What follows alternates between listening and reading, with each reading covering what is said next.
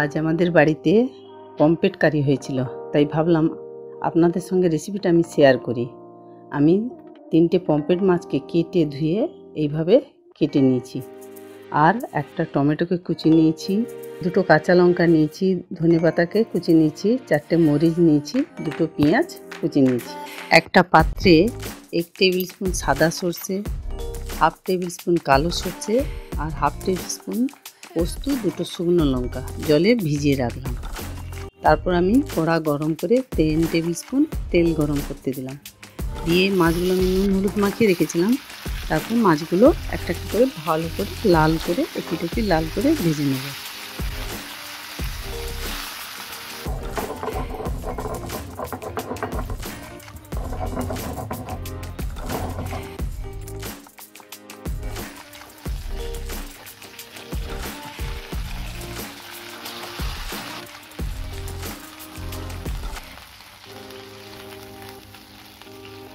মাছগুলো ভাজা হয়ে গেলে ওই তেলেই আমি 1/2 টিস্পুন 5 ফোড়ন ভেজে নেব।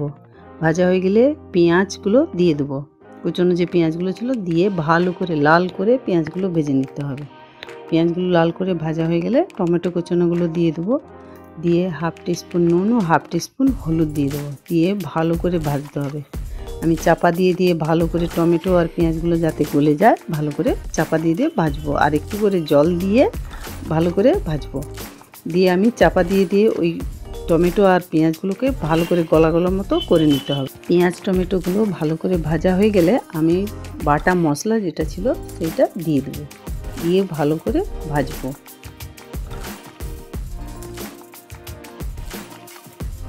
মশলা ভাজা হয়ে গেলে তারপর আমি ওই যে মশলা ধোয়া জলটা ছিল, বাকি যে জলটা সেটা আমি দিয়ে দেবো। দিয়ে তাতে 4টে মরিচকে আমি গুঁড়ো করে দিয়ে দেবো, দিয়ে একটু ভেজে নেবো ভালো করে, মশলাটা আর একটু ভেজে নেব।